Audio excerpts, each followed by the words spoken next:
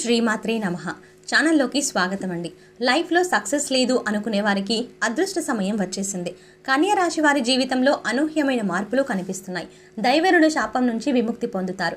దైవరుడు శాపం వల్ల కన్యా రాశి వారు ఎటువంటి ఫలితాలను పొందబోతున్నారు, అదేవిధంగా దైవరుడు శాపం నుండి విముక్తి పొందడం కోసం వీరు చేయవలసిన దేవతారాధనతో పాటుగా పాటించవలసిన పరిహారాలు ఏమిటి అనే విషయాలను ఈ వీడియోలో తెలుసుకుందాం.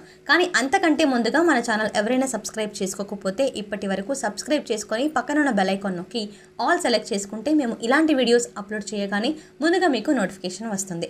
దైవరుణ శాపం వల్ల కన్యా రాశి వారి జీవితంలో మిశ్రమ ఫలితాలను పొందుతారు. వీరిని వెంటాడుతున్న దైవరుణ శాపం నుంచి విముక్తిని పొందుతారు. అనుకున్న పనులు సక్సెస్ కావట్లేదు అని బాధపడే కన్యా రాశి వారికి అనుకూలమైన సమయం వచ్చిందని చెప్పవచ్చు. ఈ సమయంలో శ్రమ అధికంగా ఉంటుంది, కానీ శ్రమకు మించిన లాభాలను పొందుతారు. పూర్వీకుల ఆస్తులకు సంబంధించిన ఏవైనా వివాదాలు ఉన్నట్లయితే ఈ సమయంలో తొలగిపోతాయి. ప్రాపర్టీ విషయంలో కానీ ధన విషయంలో కానీ అనుకోకుండానే కొన్ని కలిసి వస్తాయి. శత్రువుల వల్ల కూడా ధన ప్రాప్తిని పొందుతారు. చేసే ప్రతి పనిలోనూ మంచి క్రమశిక్షణను కలిగి ఉంటారు. చిన్న వ్యవహారమైనా సరే పట్టుదలతో పూర్తి చేస్తారు. నిరుద్యోగులు ఉద్యోగ ప్రయత్నాలు చేస్తున్నట్లయితే అనుకున్న ఉద్యోగాన్ని పొందే అవకాశాలు కనిపిస్తున్నాయి. ఏదైనా ఉద్యోగం చేసేటప్పుడు చిన్న జీతం వస్తుంది కదా అని వదిలిపెట్టకుండా చేయడం వల్ల అనుభవం వస్తుందన్న విషయాన్ని గుర్తుంచుకున్నట్టయితే కన్యా రాశి వారు మంచి స్థాయికి వెళతారు.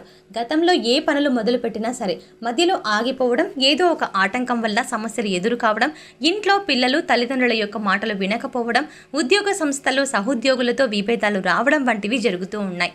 భాగస్వామ్య వ్యాపారం చేసేవారు కూడా వ్యాపార భాగస్వామితో మనస్పర్ధలు, విభేదాలు రావడం వంటి ప్రతికూల అంశాలు జరుగుతున్నాయి.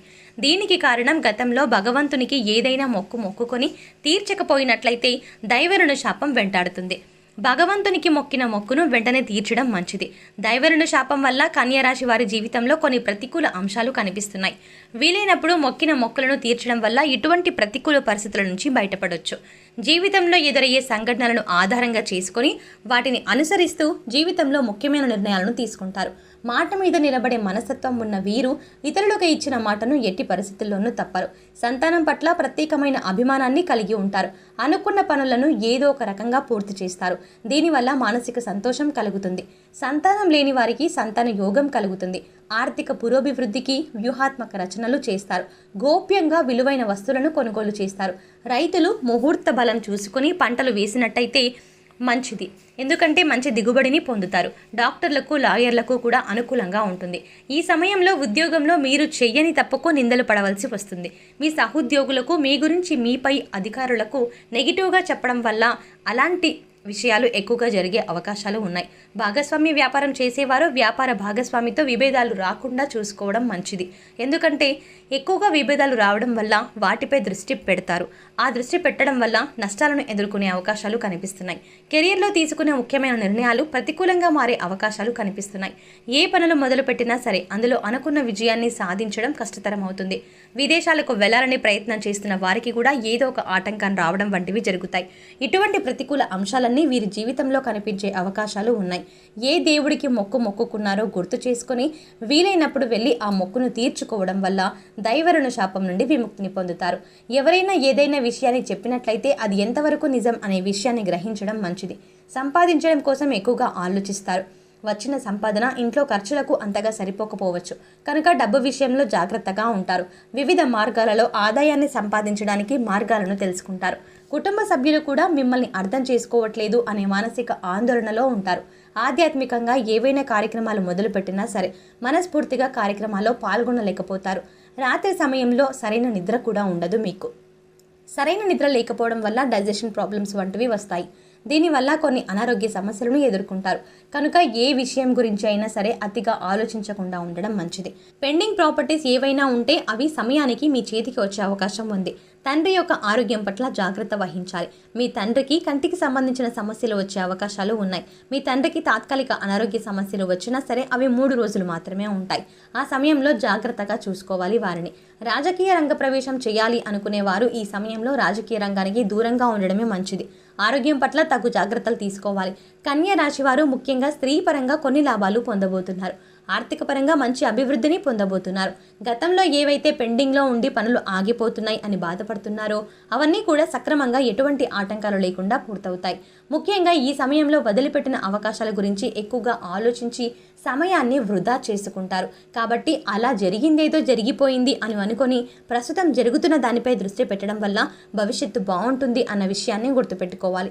కారణం లేకుండానే విమర్శలను ఎదుర్కొంటారు. అనవసర విషయాలను పట్టించుకోకుండా తమ పనులు తాము చేసుకుంటూ వెళ్తారు. అవసరమైన విషయాలపై మాత్రమే దృష్టి పెడతారు. ఎక్కడైతే రూపాయి వస్తుందో అక్కడే ఎక్కువగా శ్రమించడానికి చూస్తారు. డబ్బుల చుట్టూ ప్రపంచం తిరుగుతుంది అనే విషయాన్ని ఈ సమయంలో గ్రహిస్తారు. ఉన్నత విద్యను అభ్యసిస్తారు. ఇతర భాషలు నేర్చుకోవాలి అని చేసే ప్రయత్నం సఫలీకృతం అవుతాయి.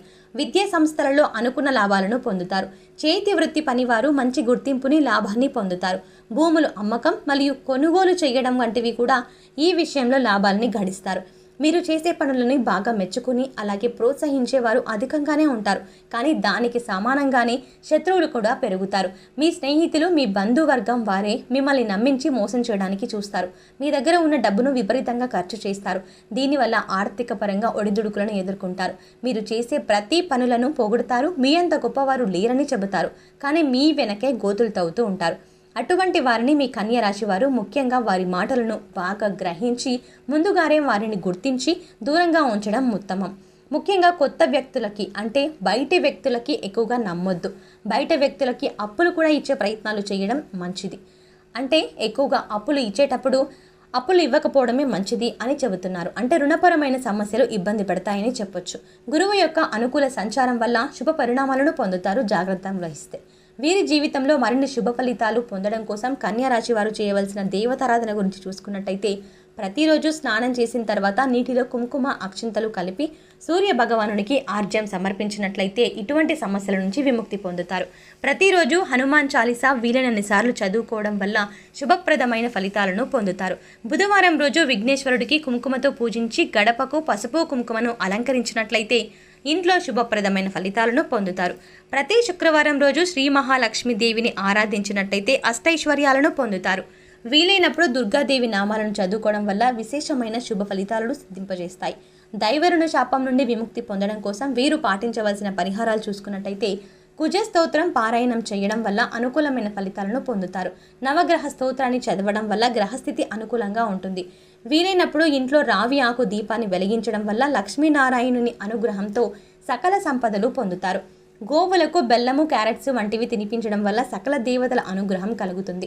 నల్ల నువ్వులు, నల్లని వస్త్రాలను దానం చేసినట్లయితే శని భగవానుని యొక్క అనుకూలతను పొందుతారు. దైవ శాపం నుంచి విముక్తి పొందడానికి అన్నదానం, వస్త్రదానం పేదలకు చేయాలి.